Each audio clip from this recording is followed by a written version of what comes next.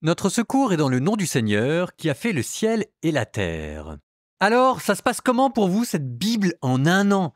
Je suis d'accord qu'il y a certainement des passages exigeants et austères, mais quand même, vous sentez ce grand mouvement? Est-ce que vous sentez cette palpitation de Dieu?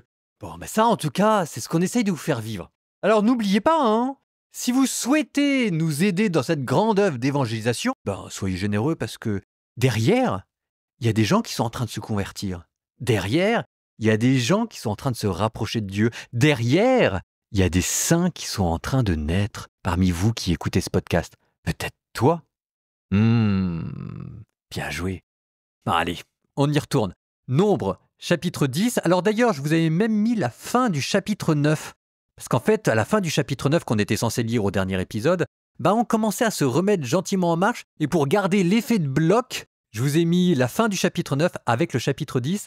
Laissez-vous porter par le récit et puis le départ en grande fanfare vers la terre promise.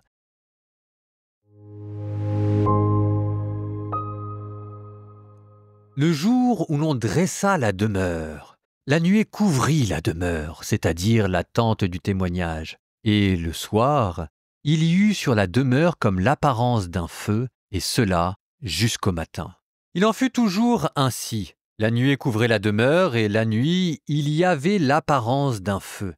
Dès que la nuée montait au-dessus de la tente, les fils d'Israël levaient le camp.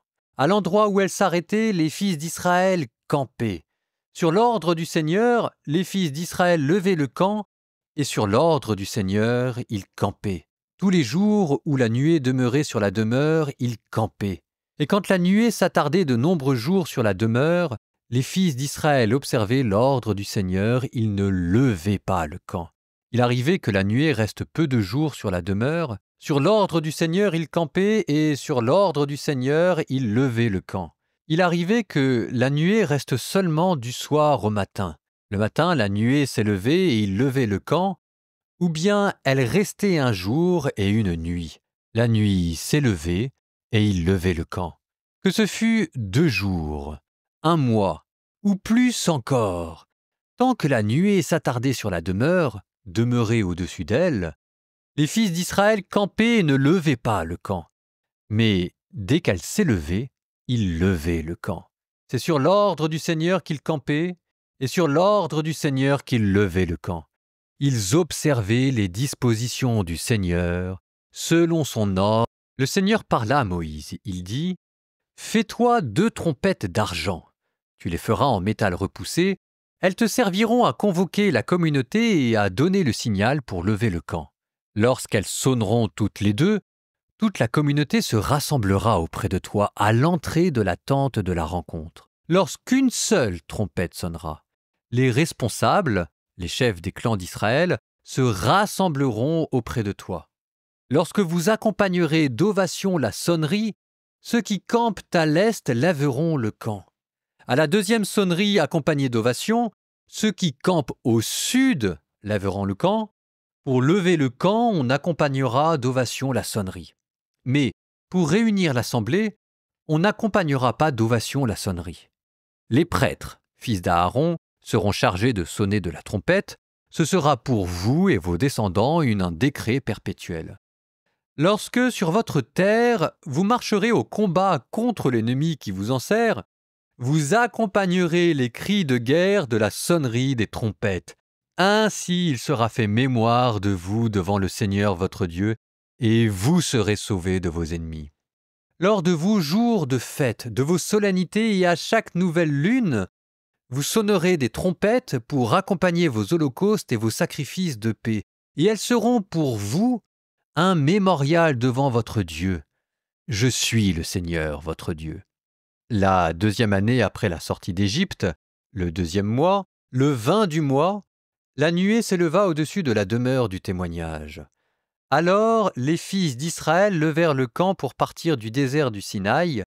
La nuée se posa au désert de Paran. Pour la première fois, ils levèrent le camp selon l'ordre du Seigneur transmis par Moïse.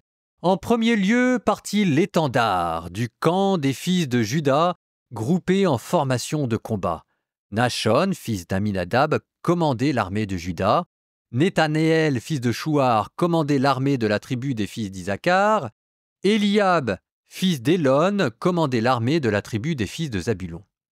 La demeure fut démontée, et alors les fils de Gershon et les fils de Merari, porteurs de la demeure, levèrent le camp. Ensuite partit l'étendard du camp des fils de Rouben, groupés en formation de combat.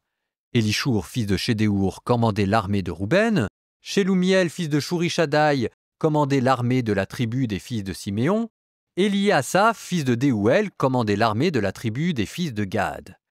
Alors les Kéatites, porteurs des objets du sanctuaire, levèrent le camp. On dressait la demeure avant leur arrivée. Ensuite partit l'étendard du camp des fils d'Éphraïm, groupés par formation de combat. Élishama, fils d'Amioud, commandait l'armée d'Éphraïm. Gaméliel, fils de Pédachour, commandait l'armée de la tribu des fils de Manassé. Abidan, fils de Guidéoni, commandait l'armée de la tribu des fils de Benjamin. Ensuite, comme arrière-garde de tous les camps, partirent l'étendard des camps des fils de Dan, groupés en formation de combat. Ahiézer, fils d'Amishadaï, commandait l'armée de Dan. Pagiel, fils d'Ocran, commandait l'armée de la tribu des fils d'Acher. Aïra, fils d'Einan, commandait l'armée de la tribu des fils de Nephtali. Tel était l'ordre des départs des fils d'Israël, groupés en formation de combat. C'est ainsi qu'ils levèrent le camp. Moïse dit à Hobab, fils de Réouel le Madianite, beau-père de Moïse, « Nous partons vers le lieu dont le Seigneur nous a dit, « Je vous le donnerai. Viens avec nous pour que nous te rendions heureux. Car le Seigneur a promis du bonheur pour Israël. » Mais il répondit, « Non, je n'irai pas. Je n'irai que dans mon pays, chez les miens. » Moïse reprit, « Ne nous abandonne pas, je t'en prie, car vraiment tu sais où nous pouvons camper dans le désert. Tu seras pour nous comme des yeux. Si tu viens avec nous, ce bonheur dont nous fera bénéficier le Seigneur, nous t'en ferons bénéficier. » Ils partirent donc de la montagne du Seigneur pour une marche de 3 jours. Pendant cette marche de 3 jours, l'arche de l'alliance du Seigneur les précédait, afin de chercher pour eux un lieu de repos. Et la nuée du Seigneur les couvrait durant le jour, lorsqu'ils levaient le camp. Au moment où l'arche partait, Moïse disait, « Lève-toi, Seigneur, pour que tes ennemis se dispersent, et ceux qui te haïssent fuiront loin de ta face. » Et quand l'arche s'arrêtait, il disait, « Reviens, Seigneur, vers la multitude innombrable d'Israël. »